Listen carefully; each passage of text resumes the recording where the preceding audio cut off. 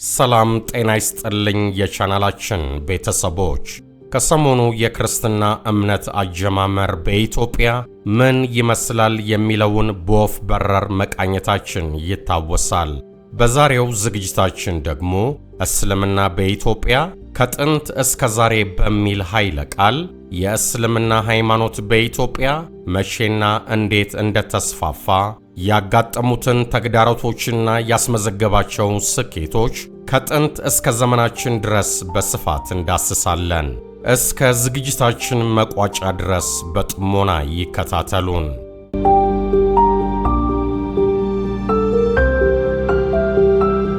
እስልምና በኢትዮጵያ ከጥንት እስከ ዛሬ።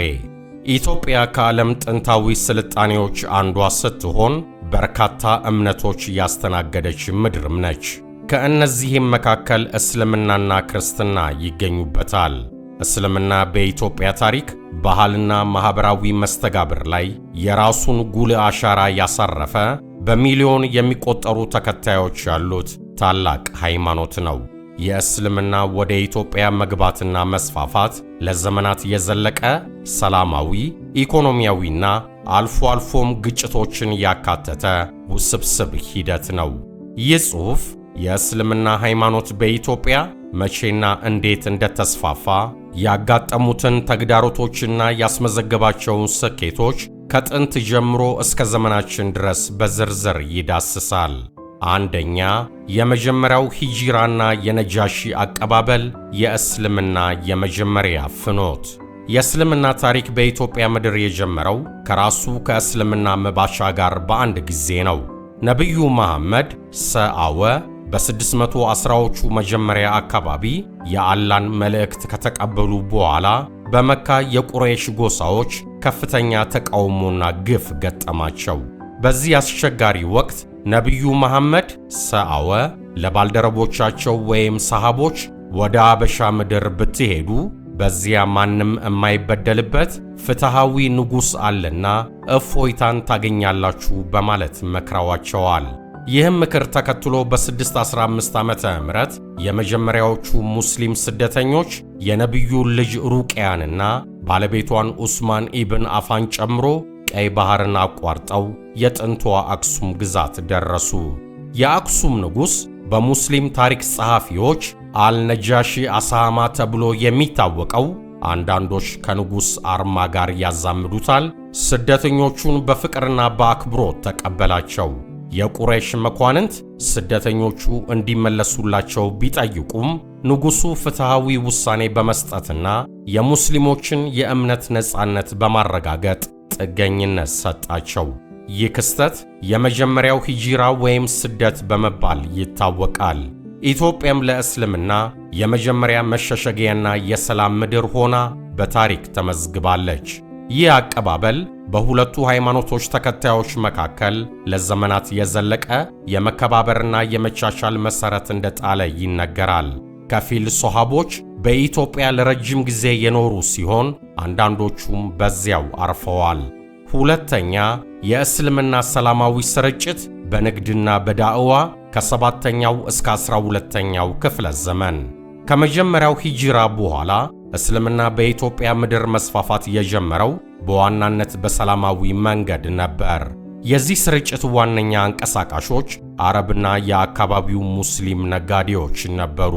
የቀይ ባህር የንግድ መስመሮች፣ የቀይ ባህር ዳርቻዎች በተለይም እንደ ምጽዋ፣ ዘይላና ሌሎች የባህር በር ከተሞች የጥንት የንግድ ማዕከላት ነበሩ። አረብ ሙስሊም ነጋዴዎች ከነዚህ ወደቦች በመነሳት ወደ ኢትዮጵያ የውስጥ አካባቢዎች ይገቡ ነበር። በንግድ እንቅስቃሴያቸው ወቅት ከአገሬው ሕዝብ ጋር መስተጋብር መፍጠራቸው የእስልምናን አስተምህሮና ባህል እንዲያስተዋውቁ ዕድል ሰጥቷል። የዳዕዋ ወይም የእስልምና ጥሪ እንቅስቃሴ ከመካከለኛው ምስራቅ የመጡ የእስልምና ምሁራን ወይም ዑላማዎችና ሰባኪዎች በንግድ መስመሮች ተከትለው በመግባት የእስልምናን አስተምህሮ ያስፋፉ ነበር። እነዚህ ሰባኪዎች በአካባቢው ሕዝቦች ቋንቋና ባህል በመጠቀም የእስልምናን መልእክት ያስተላልፉ ነበር። የባህል መስተጋብርና ጋብቻ። ሙስሊም ነጋዴዎችና ሰፋሪዎች በአካባቢው ማህበረሰቦች ውስጥ በመኖር ከአካባቢው ሴቶች ጋር በመጋባትና ቤተሰብ በመመስረት የእስልምናን ስርጭት አፋጥነዋል። ይህም የባህል ውህደትንና የእስልምናን በአካባቢው ማህበረሰብ ውስጥ መቀላቀልን አስገኝቷል። የመጀመሪያዎቹ መስጂዶችና የትምህርት ማዕከላት። በእነዚህ የንግድ ማዕከላትና የሰፈራ ቦታዎች የመጀመሪያዎቹ መስጂዶች መገንባት ጀመሩ። እነዚህ መስጂዶች የአምልኮ ቦታዎች ከመሆናቸውም ባሻገር የእስልምና ትምህርት የሚሰጥባቸው ማዕከላት ሆነው አገልግለዋል። በዚህ ሰላማዊ ሂደት እስልምና በተለይ በምስራቅ፣ በደቡብ ምስራቅና በአፋር ክልል እንዲሁም በባሌ፣ ሐረር፣ ጅማና በሌሎች የንግድ መስመሮች አቅራቢያ ባሉ አካባቢዎች በስፋት ተሰራጨ። በአንዳንድ አካባቢዎች የአካባቢው ገዢዎችና መሪዎች እስልምናን በመቀበላቸው የሕዝቡን ወደ እስልምና መግባት አፋጥኖታል። ሦስተኛ፣ የሙስሊም ሱልጣኔቶች መቆርቆርና ተጽዕኖ ከ13ኛው እስከ 16ኛው ክፍለ ዘመን። ከ13ኛው ክፍለ ዘመን ጀምሮ በኢትዮጵያ ምድር በተለይም በምስራቅና በደቡብ አካባቢዎች የሙስሊም ሱልጣኔቶች ብቅ ማለት ጀመሩ። እነዚህም ሱልጣኔቶች የእስልምናን ፖለቲካዊ፣ ኢኮኖሚያዊና ባህላዊ ተጽዕኖ አጠናክረዋል። እነዚህ ሱልጣኔቶች በንግድ ላይ የተመሰረተ ጠንካራ ኢኮኖሚ የገነቡ ሲሆን የንግድ መስመሮችን በመቆጣጠር ከአረቡ ዓለምና ከህንድ ጋር ግንኙነት ነበራቸው። ሐረር ከተማ በዚህ ዘመን የእስልምና የትምህርት፣ የባህልና የንግድ ማዕከል ሆና አገልግላለች። የቅዱሳን ከተማ በመባል የምትታወቀው ሐረር በርካታ መስጂዶችና የእስልምና ምሁራንን አፍርታለች። የሱልጣኔቶቹ መኖር በወቅቱ ከነበረው የክርስቲያን መንግሥት ጋር የፖለቲካና የኢኮኖሚ ፉክክር እንዲኖር አድርጓል። ይህም አልፎ አልፎ ወደ ግጭት ያመራ ነበር። አራተኛ፣ የግጭት ዘመናትና የአህመድ ኢብን አብራሂም አልጋዚ ወይም ኢማም አህመድ ግራኝ ዘመቻ በ16ኛው ክፍለ ዘመን። በ16ኛው ክፍለ ዘመን መጀመሪያ ላይ በአዳል ሱልጣኔትና በወቅቱ በነበረው የክርስቲያን አቢሲኒያ መንግሥት መካከል የነበረው ፉክክር ወደ ከፍተኛ ወታደራዊ ግጭት አደገ። የዚህ ግጭት ዋነኛ መሪ የአዳል ሱልጣኔት ጦር መሪ የነበረው ኢማም አህመድ ኢብን ኢብራሂም አልጋዚ በኢትዮጵያ ታሪክ አህመድ ግራኝ ወይም ግራኝ መሐመድ በመባል የሚታወቀው ነበር።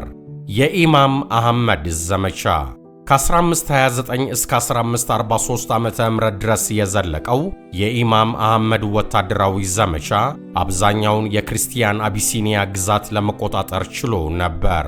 ዋናው ዓላማ ፖለቲካዊና ኢኮኖሚያዊ የበላይነትን ማረጋገጥ ነበር።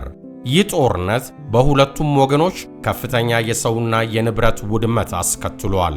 በሃይማኖቶች መካከል የነበረው ሰላማዊ ግንኙነት ያሻከረ ሲሆን ለዘመናት የዘለቀ የጥርጣሬና የጠላትነት ስሜት እንዲሰፍን ምክንያት ሆኗል ተብሎ ይታመናል። ሆኖም ጦርነቱ ካበቃ በኋላ በሁለቱ ማህበረሰቦች መካከል የነበረው የንግድና የማህበራዊ መስተጋብር ቀስ በቀስ መመለስ ጀምሯል። የእስልምና ስርጭትም ከዚህ በኋላ በተለየ መልኩ ቀጥሏል። አምስተኛ፣ ከ17ኛው ክፍለ ዘመን በኋላ ያለው የእስልምና ሁኔታና ዘመናዊ ስርጭት። ከኢማም አህመድ ዘመቻ በኋላ የሁለቱም ማለትም የክርስቲያኑና የሙስሊሙ ኃይሎች መዳከም ታይቷል። የኦሮሞ ሕዝቦች መስፋፋት ግሬት ኦሮሞ ማይግሬሽን በዚህ ወቅት የፖለቲካ ምህዳሩን በእጅጉ ለውጦታል። እስልምና በዚህ ወቅትም በተለያዩ የኢትዮጵያ ክፍሎች መስፋፋቱን ቀጥሏል። በጎንደር ዘመነ መንግሥት ምንም እንኳን የጎንደር ነገሥታት የኦርቶዶክስ ክርስትናን የበላይነት ለማስጠበቅ ቢጥሩም ሙስሊም ማህበረሰቦች በጎንደር ከተማና በአካባቢዋ የራሳቸውን ሰፈር ለምሳሌ አዲስ ዓለም መስርተው በንግድና በዕደ ጥበብ ይተዳደሩ ነበር። በ19ኛው ክፍለ ዘመን እንደ አጼ ቴዎድሮስ፣ አጼ ዮሐንስና አጼ ሚኒሊክ ያሉ መሪዎች ኢትዮጵያን በአንድ ማዕከላዊ መንግሥት ስር ለማምጣት ጥረት ሲያደርጉ ከሙስሊም ገዢዎችና ማህበረሰቦች ጋር የነበራቸው ግንኙነት የተለያየ ነበር። የ20ኛው ክፍለ ዘመንና የጣሊያን ወረራ ወቅት የሙስሊሞች መብት በተወሰነ ደረጃ የተገደበ ነበር። በጣሊያን ወረራ ወቅት ከ1928 እስከ 1933 ጣሊያኖች የሙስሊሙን ማህበረሰብ ድጋፍ ለማግኘት በማሰብ መስጂዶችን ገንብተዋል። የሸሪያ ፍርድ ቤቶችን አጠናክረዋል። እንዲሁም ሙስሊሞችን በአስተዳደር ቦታዎች ላይ ሾመዋል። ይሁን እንጂ ሙስሊሞች ከክርስቲያን ወንድሞቻቸው ጋር ሆነው ሀገራቸውን ከወረራ ለመከላከል ታግለዋል።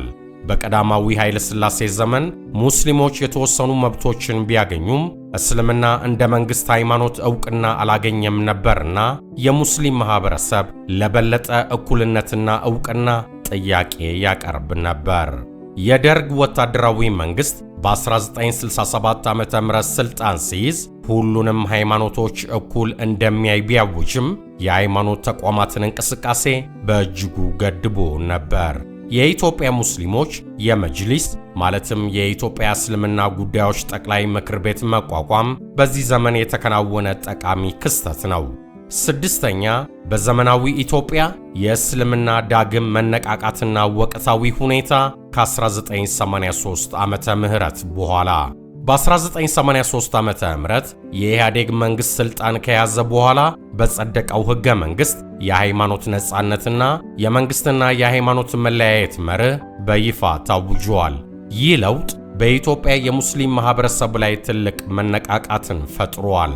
በመላ ሀገሪቱ በርካታ አዳዲስ መስጂዶችና የእስልምና ትምህርት ቤቶች ወይም መድራሳዎች ተገንብተዋል።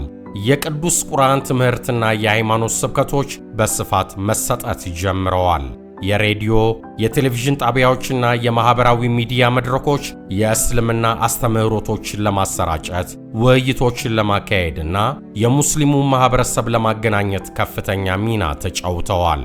ሙስሊሞች በፖለቲካ በኢኮኖሚና በማኅበራዊ መስኮች ያላቸው ተሳትፎ ከመቼውም ጊዜ በላይ ጨምሯል። የእስልምና የገንዘብ ተቋማትም ብቅ ማለት ጀምረዋል። የኢትዮጵያ እስልምና ለዘመናት ከአካባቢው ባህል ጋር የተዋሃዱ ልዩ መገለጫዎች አሉት። በተለይም በአገር በቀል ልማዶች መካከል ያለው መስተጋብር የኢትዮጵያን እስልምና ልዩ ያደርገዋል። የሐረሪ፣ የአርጎባ፣ የስልጤና የሌሎች ሙስሊም ብሔረሰቦች ባህላዊ እሴቶች ከእስልምና ጋር ተዋህደው የአገሪቱን ባህላዊ ብዝሃነት አበልጽገዋል። ማጠቃለያ፣ የእስልምና በኢትዮጵያ መስፋፋት የሺህ ዓመታት ታሪክ ያለው ውስብስብና ሁለገብ ሂደት ነው።